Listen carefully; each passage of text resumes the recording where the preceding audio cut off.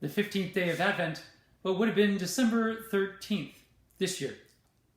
My friends in Christ, today, our Jesse tree ornament will focus on the son of David, the heir to his throne and to his dynasty, and therefore the heir of the covenant of God.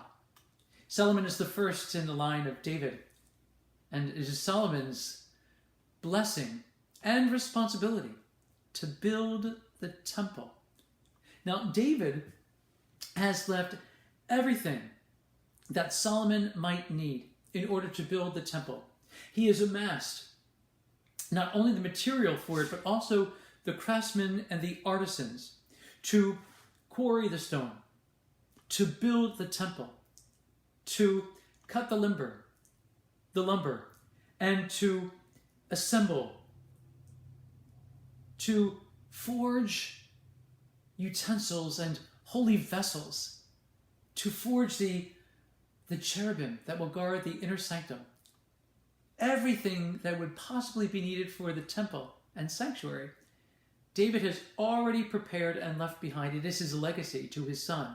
And it is Solomon who is given charge of building the temple of God. Solomon has been given also the grace of wisdom, and he uses it in the building of this temple. Let's listen to 1 Kings chapters 5 and 6 highlights, and let's hear about Solomon building this temple.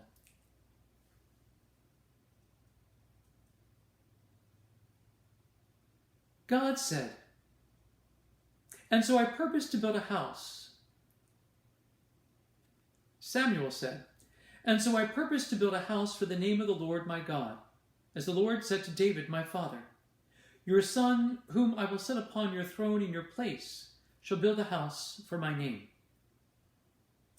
When the house was built, it was with stone prepared at the quarry, so that neither hammer nor axe nor any tool of iron was heard in the temple while it was being built.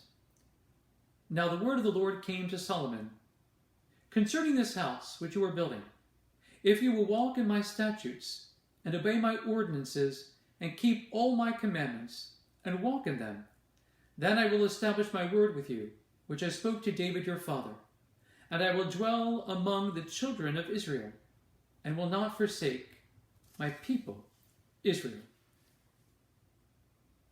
Samuel was 7 years in building the temple. My friends in Christ, there's so very much about Solomon and about God in this short passage. What do we hear but that Solomon is moved and committed to building a house as God himself has determined. It will be Solomon who will build my home. And notice that all of the stone that is used in the building of the temple is not only quarried a distance from the temple, but it is also hewn. Each stone is hewn and fashioned away from the temple, so that there is complete silence in the temple while it is being constructed. Saints in the making, you have a temple in you, a temple of the Lord.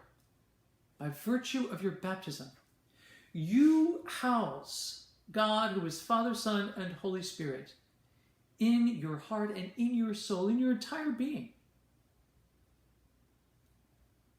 How often, though, do you spend quiet time in that temple?